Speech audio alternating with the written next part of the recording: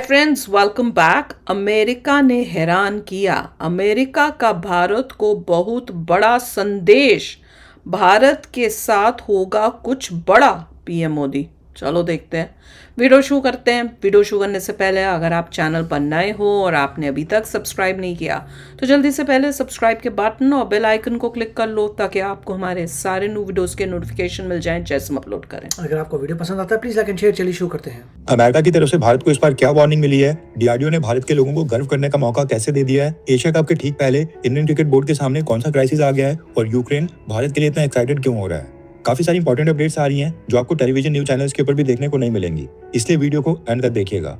सबसे पहले बात करते हैं अमेरिका और भारत के बारे में। दरअसल अमेरिका के farmer state secretary John Kerry, जो साल 2013 से लेकर 2017 तक बराक ओबामा की प्रेसिडेंसी में अमेरिका के विदेश मंत्री रहे हैं, वो अब अचानक से भारत के पक्ष में आकर खड़े हो गए हैं। और जॉन कैरी ने भारत के ऊपर 50% टैरिफ्स का विरोध किया है और कहा है कि ये प्रेशर टैक्टिस क्यों किया है? ओबामा के टाइम का है, ऑपोजिट टू ट्रम्प। करेक्ट, तो वही हो गया। ऑपोजिशन तो बोलेगी। So it is not because कि वो फेवर करती है इंडिया को, इसलिए कर रही है कि वो अपनी अंदर की पॉलिटिक्स इंडिया वो यूएसए में कर रही है। जैसे इंडिया में राहुल गांधी करता रहता है वैसे ही ये लोग कर रहे हैं। और ऑर्डर्स इशू करने वाली पॉलिसी भारत के साथ बिल्कुल नहीं चलने वाली है। रेफरेंस के लिए आपकी स्क्रीन के ऊपर आर्टिकल का स्क्रीनशॉट है। जॉन कैरी ने कहा है कि डोनाल्ड ट्रंप और प्रधानमंत्री मोदी के बीच का ये टकराव ये काफी दुखद है और हम इसको लेकर काफी चिंतित हैं। जो ग्रेट नेशंस होते हैं वो अपनी ग्रेटनेस दिखाने के लिए दूसरे देशों के ऊपर अननेसेसरी प्रेशर नहीं डालते हैं, वो भी बिना किसी जेन्युइन डिप्लोमेटिक एफर्ट के। जॉन कैरी यहाँ पर डोनाल्ड ट्रंप के मागा यानी कि make America great again campaign को टारगेट कर रहे हैं। जॉन कैरी ने कहा कि एक कॉमन ग्राउंड निकालकर जेन्युइन डिप्लोमेटिक एफर्ट्स दिखाने की जरूरत है। बराक ओबामा के समय नेगोशिएशंस में म्यूचुअल रिस्पेक्ट और कोऑपरेटिव तरीके से होती थी, लेकिन इस समय डोनाल्ड ट्रंप के रूल में कुछ ज्यादा ही ऑर्डरिंग, प्रेशर और पुशिंग अराउंड हो रही है। यानी कि ये ऑर्डर्स देने, दबाव डालने या फिर इग्नोर करने वाली पॉलिसी ये जो डोनाल्ड ट्रंप एडमिनिस्ट्रेशन अपना रहा है ये भारत के साथ बिल्कुल नहीं चलने वाली है। ये कहना है जॉन कैरी का, जो बराक ओबामा के दूसरे कार्यकाल में विदेश मंत्री थे। अभी तो डोनाल्ड ट्रंप के ओपोनेंट डेमोक्रेटिक पार्टी से है। इसके साथ ही डोनाल्ड ट्रंप की रिपब्लिकन पार्टी की बड़ी लीडर निकी हेली, जो अमेरिका की यूनाइटेड नेशंस में मिस्टर ट्रंप के अगेंस्ट लड़ी थी इलेक्शन में और हार गई थी। और सब कोई भी अच्छी हाई पोस्ट मिली नहीं है, बाकी सबको मिली है, इसको नहीं मिली है। परमानेंट रिप्रेजेंटेटिव भी थी। इन्होंने भारत को सलाह दी है कि डोनाल्ड ट्रंप के पॉइंट्स को भारत सीरियसली ले। निकी हेली ने कहा है कि भारत को डोनाल्ड ट्रंप का रशियन ऑयल वाला पॉइंट सीरियसली लेना चाहिए, यानी कि गंभीरता से लेना चाहिए और व्हाइट हाउस के साथ मिलकर इसका एक सॉल्यूशन ढूंढना चाहिए, और ये चीज जितनी जल्दी हो उतना ही अच्छा होगा। निकी हेली ने आगे कहा कि दुनिया की दो सबसे बड़ी डेमोक्रेसीज के बीच की दोस्ती और गुडविल के सालों पुराने रिश्ते से अमेरिका और भारत के बीच एक बहुत ही स्ट्रॉन्ग बेस बना हुआ है, जिसकी मदद से अभी की प्रॉब्लम्स को पीछे छोड़ा जा सकता है, यानी कि अभी कोई देरी नहीं हुई है। इसके आगे निकी हेली कहती हैं कि ट्रेड के ऊपर डिसएग्रीमेंट्स और रशियन निकी हेली की कोई पोजीशन नहीं है अभी गवर्नमेंट में, राइट। एंड उसी पार्टी में जहाँ पे एक बंदे ने हराया था, उसने खुद कहा था कि जब तक अगर मिस्टर ट्रंप खड़े होते तो मैं नहीं खड़ी होंगी, बट शी डिड। तो मतलब अपनी जबान की भी उसकी कीमत नहीं है। प्रॉब्लम ये थी। रिपोर्ट जैसे इश्यूज को सॉल्व करने के लिए दोनों कंट्रीज के बीच टफ लेवल के डायलॉग्स काफी जरूरी हैं, लेकिन हमें ये नहीं भूलना चाहिए कि सबसे इंपॉर्टेंट क्या चीज है। हमारे दोनों देशों के शेयर्ड गोल, यानी कि जो हमारे साझा गोल्स हैं उनको हमें बिल्कुल नहीं भूलना चाहिए। और ये भी सच है कि चाइना का सामना करने के लिए अमेरिका के पास भारत जैसा दोस्त होना बहुत ही जरूरी है। ये कहना है निकी हेली का।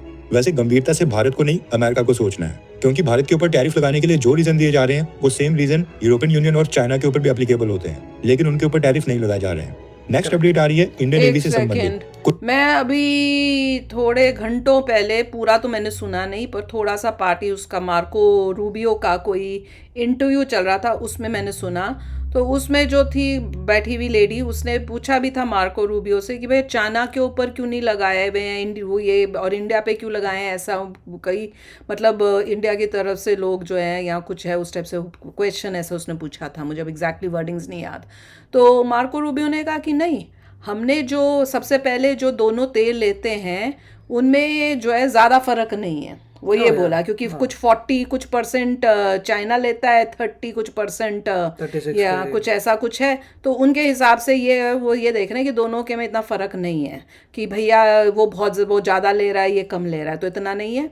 और दूसरा उसने ये कहा कि देखो चाइना के ऊपर हम पता नहीं कितना 50 के आसपास या उससे ज़्यादा ही टैरिफ लग रहे हैं, ऐसा कुछ उसने स्टेटमेंट दिया। और तो इसमें ऐसा नहीं है कि भैया हमने उनके ऊपर नहीं किया हुआ, तो उनके ऊपर वैसे ही, कहने की मतलब था कि उनके ऊपर वैसे ही बहुत टैरिफ लगे पड़े हैं। और साथ में ये कोई मतलब ऐसा नहीं है कि उनके ऊपर और नहीं लग सकते या लगेंगे नहीं, सिचुएशन के हिसाब से जो है जो भी करना हुआ चाइना वो के ऊपर होता ज़्यादा रहेगा। लगने नहीं चाहिए, क्योंकि otherwise make America great again नहीं बनेगा। हाँ, पर उसने जब इंटरव्यू में जो बोला वो मैं बता रही हूँ, तो उनका ये पॉइंट ऑफ व्यू नहीं है कि भैया तुमने भैया क्यों नहीं किया या हम करेंगे नहीं। वो ये बोल रहे हैं कि लगाने के लिए अगर ज़रूरत पड़ेगी किस पे लगाने और किस पे नहीं लगाने, वो उस टाइम सोचा जाएगा, क्योंकि अभी नहीं, पर हो भी सकते हैं, लग भी सकते हैं। तो ये बहुत इंपॉर्टेंट बात है कि कई बार जैसे आप लोगों भी बोल रहे हो कमेंट्स में, वो जयशंकर ने भी कुछ ऐसी स्टेटमेंट्स दी थी, तो चाइना और उसमें उनके नज़र में कोई ज़्यादा फर्क नहीं है। ऑयल के मामले तो नहीं। हाँ, नहीं है उनके हिसाब से। Yeah. और दूसरा कि ये जो बोल रहे थे कि भाई ईयू जो है, आप लोग कमेंट्स में भी इतना बोल रहे थे कि ईयू भी इतनी ये एलएनजी लेता है फलाना ठमकाना, तो मैंने कईयों को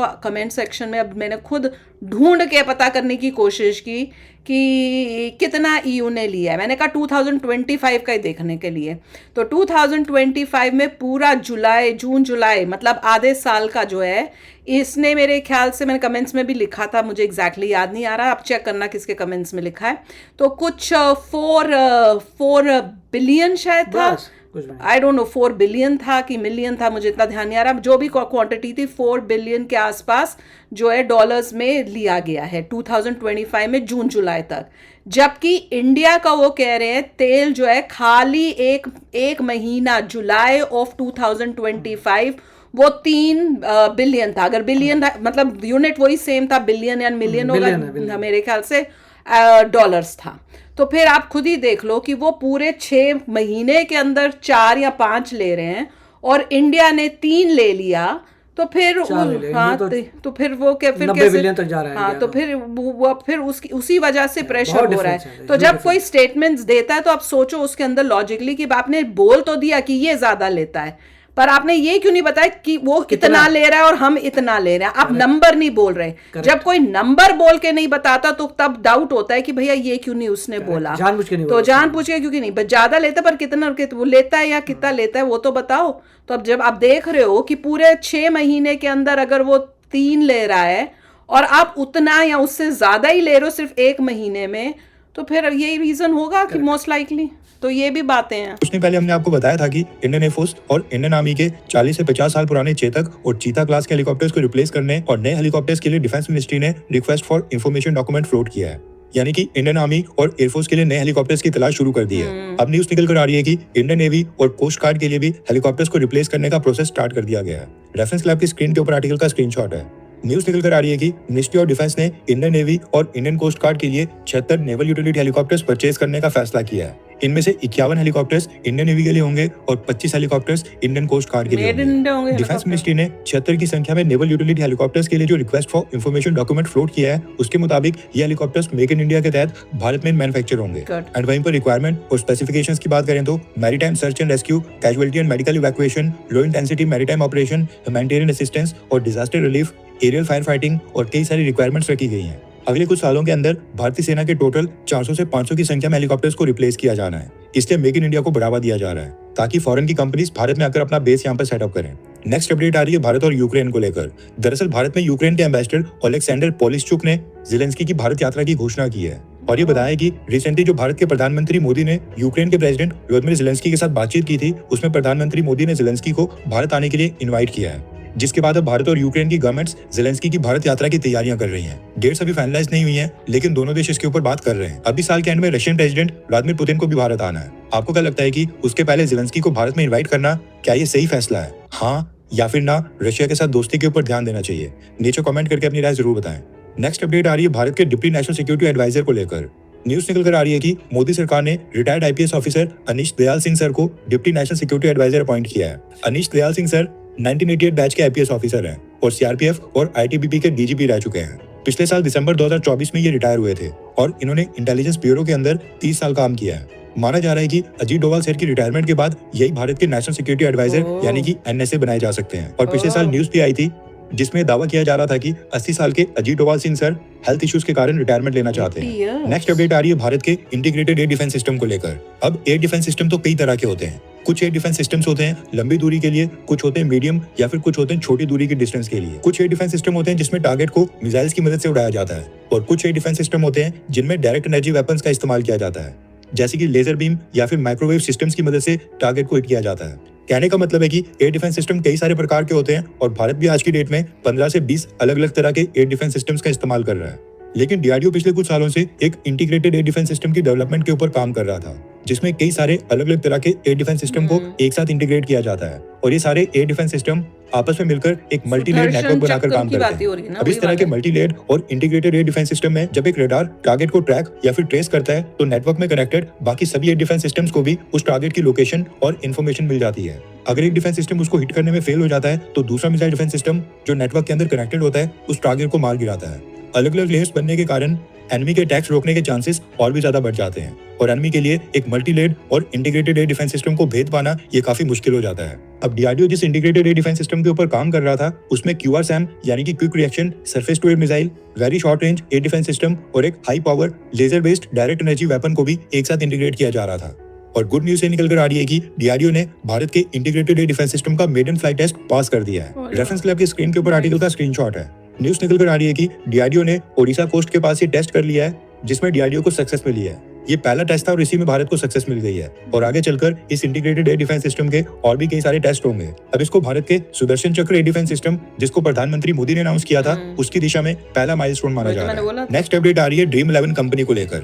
न्यूज निकल कर आ रही है कि ड्रीम 11 कंपनी ने एशिया कप से पहले इंडियन क्रिकेट टीम का टाइटल स्पॉन्सर और जर्सी स्पॉन्सरशिप से अपना नाम वापस ले लिया है। रिसेंटली मोदी सरकार ने the promotion and regulation of online gaming bill लाया था, जिसके बाद कंपनी अपनी ऐप के ऊपर मनी गेमिंग कॉन्टेस्ट नहीं करवा पाएगी जो कंपनी की कमाई का साधन था। इसलिए स्टेप को कॉस्ट कटिंग और उसी से संबंधित देखा जा रहा है। रिपोर्ट्स के मुताबिक ड्रीम 11 और बीसीसीआई आपस के कॉन्ट्रैक्ट को टर्मिनेट करने की अनाउंसमेंट कभी भी कर सकते हैं, लेकिन सोर्सेज के वाले से न्यूज निकल कर आ रही है कि बीसीसीआई एशिया कप के लिए ड्रीम 11 को ऑन बोर्ड लाने की कोशिश कर रही है, क्योंकि एशिया कप को अब 2 हफ्ते का समय बच गया है। एशिया कप 9 सितंबर को स्टार्ट होना है एंड अगर ड्रीम 11 नहीं मानी तो बीसीसीआई को फ्रेश बिड्स इनवाइट करनी पड़ेंगी, वरना इंडियन क्रिकेट टीम को अपनी जर्सी के ऊपर बिना किसी टाइटल स्पॉन्सर कंपनी के नाम के बिना ही खेलना पड़ेगा। ड्रीम 11 कंपनी टीम इंडिया के होम मैचेस के लिए पर मैच 3 करोड़ रुपीस पे करती थी और अवे मैचेस के लिए 1 करोड़ रुपीस पर मैच पे करती है। वीडियो रिकॉर्ड करते समय अभी कोई भी ऑफिशियल अनाउंसमेंट नहीं हुई है। वैसे आपको क्या लगता है कि क्या ये ऑनलाइन गेमिंग बिल जो भारत सरकार ने लाया है क्या ये सही स्टेप है? हाँ या फिर ना, नीचे कमेंट करके अपनी राय बताएं। देखा बेटा जी, सारा पैसे का खेल था। कमाई जब तक दिख रही थी हो रही है क्रिकेट से। भैया जुआ खिलवा रहे हैं यंग बच्चों को क्रिकेट ना के नाम पे, तो अब वो करोड़ों खर्च कर रहे हैं ताकि ऐड होती रहे क्रिकेट में। अब जैसे ही लगा खिसक गए कि भैया अब हम ना जर्सी में होंगे ना यहाँ होंगे, पैसा ही नहीं अगले के पास, पैसा ही नहीं है। उनको दिख रहा है फायदा ही नहीं होगा, पैसा तो बहुत कमा चुके हैं। अब उन्हें पता है कि अब हम कमा नहीं पाएंगे। अब वो मेरे ख्याल से मैं कहीं पढ़ा था स्टॉक्स में जा रहे हैं, स्टॉक्स में इन्वेस्ट बनाएंगे, स्टॉक वाला प्लेटफॉर्म, वहां जाओ स्टॉक्स में लगाओ, ऊपर नीचे करो, पैसा का कमीशन लो, जो भी समथिंग लाइक दैट। हर एक गेम में करोड़ों खर्च कर रहे थे। मतलब कितना कमा रहे थे बच्चों से कि जुआ खेल के जो दिखा रहे थे उनको, मतलब पता नहीं कितने घर उजाड़ दिए और खुद अमीर बन के बैठे हुए थे। तो अब गवर्नमेंट ने जब डंडा मारा है तो अब ये किसी और डायरेक्शन में सोच रहे हैं अब हम दूसरी कमाई का जरिया अब कैसे उल्लू बनाएं यंगस्टर्स को। उसका पता नहीं, एक माई क्रिकेट सर्कल था उसका हुआ है। हाँ वो भी तो था यार, उसका भी बड़ा ऐड आती थी। और कितने सारे क्रिकेट के जो थे यूट्यूब वाले जिनके कितने कईयों के तो हमने भी रिएक्शंस किए हैं, हर वीडियो में उनके वो ऐड जरूर डालते थे अपनी कमाई के लिए भी। कमाल है, सबकी बंद हुई। Very good. अब देखते हैं अब ये कौन से नया एड्स लाते हैं यूट्यूबर्स अपनी कमाई के लिए। देखेंगे, वो भी रुकने वाले नहीं है। दिस इज ऑल पैसों का खेल। अपना करेक्टर अपना कुछ वो सब ये लोगों ने छोड़ा हुआ है, सिर्फ कमाई के लिए बैठे हुए हैं।